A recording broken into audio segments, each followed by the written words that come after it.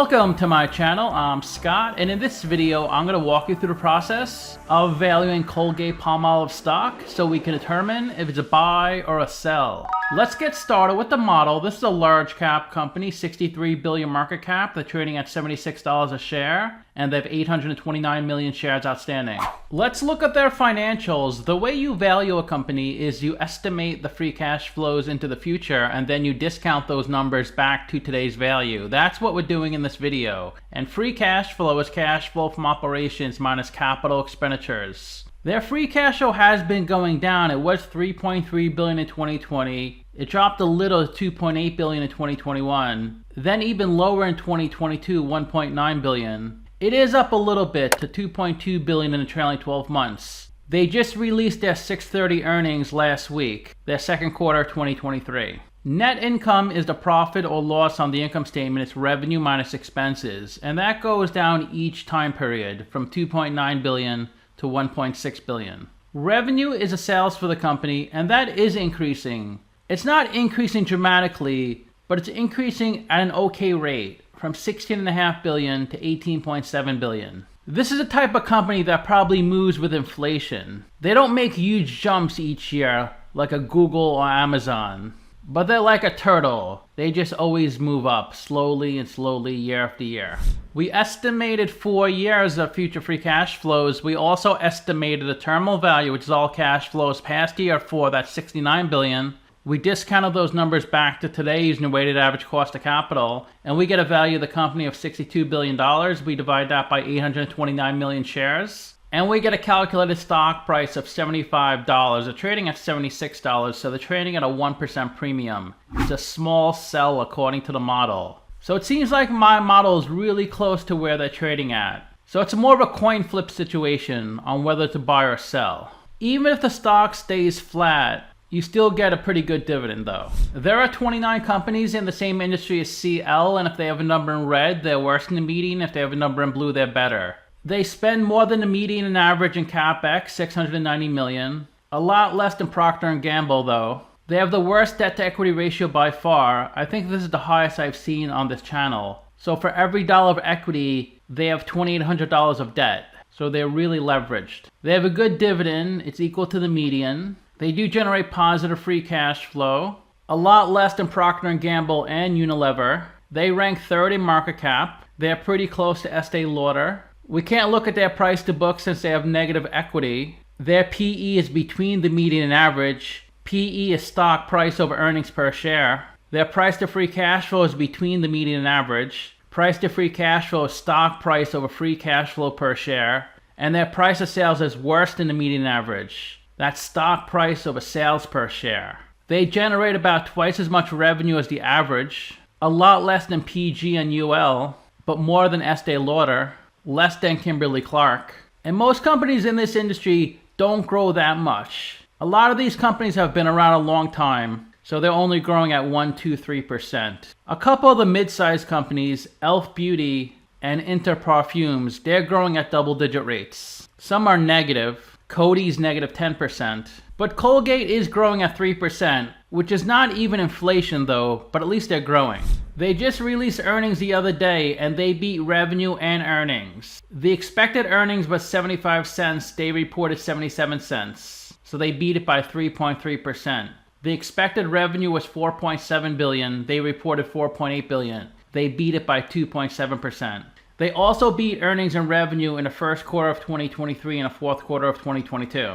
Let's go through their second quarter earnings slides. Sales increased 7.5%. That's when you compare the second quarter of 2023 to the second quarter of 2022. EPS is down 17% to 60 cents. Their gross profit margin is up 80 basis points or 0.8%. Operating cash flow 1.5 billion. This is for the first 6 months, the first 2 quarters of 2023. They have a big market share in toothpaste, 40.5% of the market. And their market share for manual toothbrushes is 30%. They offer full year 2023 guidance. They expect sales to increase 5% to 8%. And that includes the acquisition of their pet food businesses. Their revenue is up in every category, every location, except Asia Pacific. That's down 4.5%. That's mainly due to foreign exchange rates. Their biggest grower is Hills. They own the company Hills Pet Nutrition. That's up 16%. Latin America is up a lot, 15.5%. Let's take a look at their income statement. Revenue for the second quarter, $4.8 billion, up from $4.5 billion. Here's a breakdown of the $4.8 billion. $1 billion is in North America. The most is Latin America, $1.2 billion. Europe, $700 million. Asia Pacific, $700 million. Africa, Eurasia, $268 million. So sales to humans, $3.8 billion. Sales for pets, $1.1 billion. That makes up the $4.8 billion. All the direct expenses to generating the $4.8 billion are $2 billion. This includes the cost to make the products, payroll, etc. Revenue minus cost of revenue gives you your gross profit, $2.8 billion. So their margins are up. It's 58% compared to last year, 57%. Selling, general, and administrative expenses, which includes marketing, $1.8 billion. Their operating profit, $970 million, up from $900 million. Here's a breakdown of the $970 million. $360 million in Latin America. That's their most profitable segment. $227 million in North America, and almost $200 million in pet nutrition. Let's go back to the income statement. So their operating margins are 20.2%. The way you calculate that, it's the operating profit, $974 million, divided by revenue, $4.8 billion. That is up from last year of 19.7%. $58 million of interest on their debt. Last year was $31 million. Their taxes are up a lot, $350 million compared to last year of $200 million. So their net income is lower, $530 million compared to $639 million, which means their EPS is down from 72 cents to 61 cents. They are decreasing their shares. Last year they had 837 million shares outstanding. Now they have 829 million. Let's look at their balance sheet. They have $16 billion of assets, up from last year of $15.7 billion, and $16 billion of liabilities. That's also up from $15 billion. So they have negative equity, negative $64 million. That's why the price to book was NA when we looked at the company comparison, because price to book is market cap over equity, and you can't have a negative price to book. Let's look at their statement of cash flows. This is for 2 quarters, the first and second quarter of 2023. So they reported net income of $950 million, but they actually generated $1.5 billion of cash flow, which is up from last year of $900 million. They invested $347 million in CapEx. These are investments in property, plant, and equipment. Let's look at their financing section. They paid back $415 million of debt and another $900 million of debt. That's a cash outflow, so that's why it's negative. They added $1.5 billion of debt. That's a cash inflow, so it's positive. They paid $847 million of dividends, and they bought back $550 million of common stock. So in their financing section, that a cash outflow of $955 million. The company has done 4 stock splits. The last one was 10 years ago, in May 2013, a 2-for-1. They also did a 2-for-1 in 99, 97, and 91. If you invested $10,000 into this company 10 years ago and reinvested the dividends, you'd have only $16,000 today. That's a 5% annual return, a 59% total return. Let's take a look at the company on Simply Wall Street. Trading at $76, $62 billion market cap, down 2% in the past week, down 4% in the past year. Let's learn a little more about the company. They operate through 2 segments. The first is oral, personal, and home care. The second segment is pet nutrition. We saw that on the income statement earlier.